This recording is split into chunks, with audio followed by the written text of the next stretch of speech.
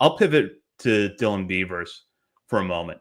And Nick, I want to go back to something you touched on earlier, which is that Beavers was not a can't miss prospect coming out of the draft at all.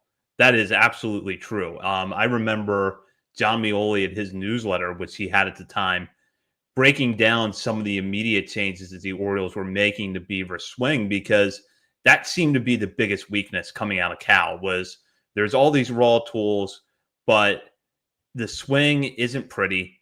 And a lot of, you go back to a lot of national reports at the time, and I don't think that there was a ton of confidence that Beavers could fix those issues in pro ball, and not only do it in a way that would allow him to be successful in the minor leagues, but that would enable him to improve the hit tool overall, tap a little bit into that raw power, and just generally improve his plate approach.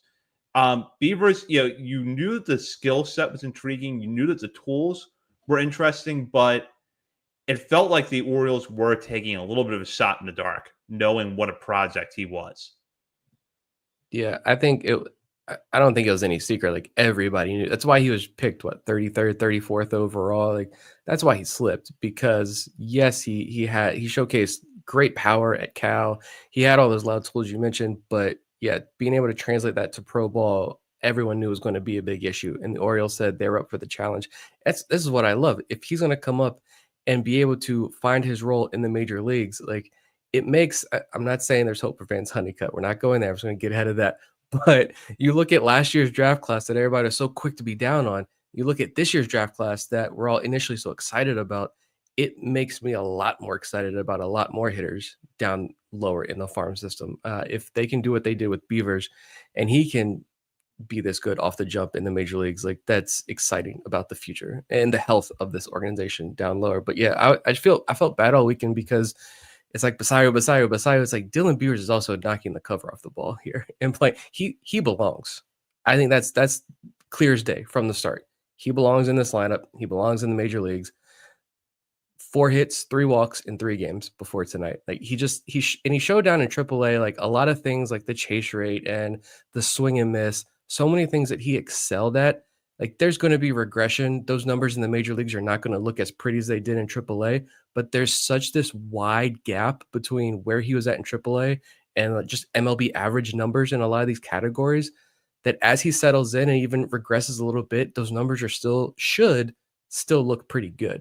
Like, his ability to pull the ball in the air and do damage on those types of batted balls is consistent. These super high barrel rates. Like, yeah, he doesn't have the extreme max exit velos like Samuel Basayo does, but he gets to upper level EVs consistently. I think the power, it may not show up initially here in the big leagues as he settles in, but next year, I think it could. This is a regular, I think, 2020 guy, if all goes right, once he settles in. And even, I don't know if you guys saw the Eli Ben Pratt over at Baseball America. He did one of his deep dive pieces. Like, again, he included Dylan Beavers. I think it was last week. And it was just like, look at this graph. These are sliders. You see the big gold bubbles?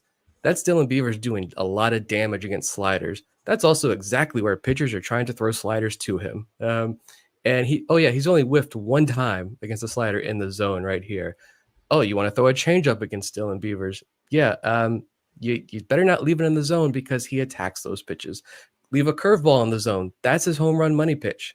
Like, major league pitchers are going to have to be, of course, they're going to be so much better at being able to exploit even the smallest of holes and weaknesses in his game, and they're going to relentlessly attack him. But you zoom out and look at Beaver's entire profile, he's going to be able to adjust, I feel like, in the big leagues. Like, and even against lefties, I don't think this is a platoon bat either at all.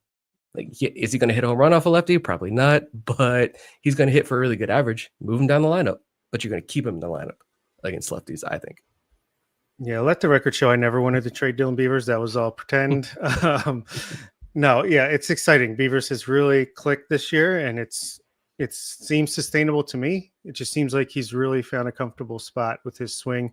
His defense looks pretty good too. I mean, nice play today in right field. I just wanted to compare his 2025 minor league season to Colton Cowser's 2023 minor league season, because it's remarkably similar. Let's see, 2023, Colton Cowser batted 300 with got to run down here to get the OPS, with a 937 OPS, which is a 140 WRC plus.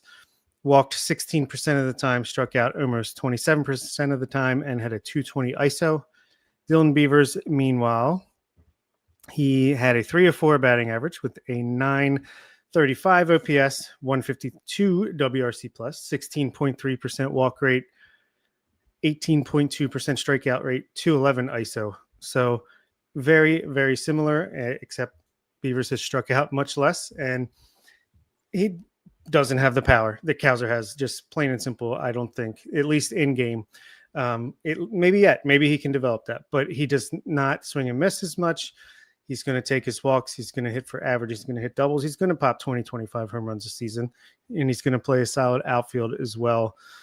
So, yeah, I know everyone's down on Colton Cowser right now. I think it's a little unfair to him, considering that he broke his hand in the last game of the season last year.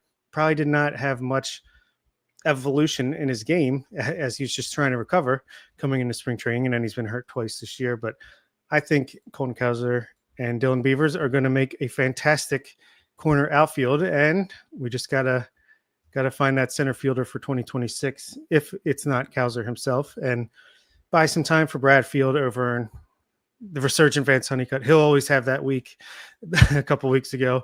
Can't take that away from him. Dylan Beavers, don't let it be overshown. It's like Nick said, I'm excited. I mean, I'm glad that they gave them each their own day to have their moment, but it did kind of suck that Basayo vastly overshadowed him the next day. So don't forget about Beavers. Now, I want to put this out there. We know that 130 at-bat threshold is going to be looming with both of these players, although I think in the case of Basayo, it's going to be pretty easy to keep him under that. The Orioles, at least for now, are keeping Alex Jackson on the roster, and if Adley Rutzman does not have to go on the IL with his latest injury concern, then possibly the Orioles carry 3 catchers on the roster for the rest of the season, or for at least the next few weeks.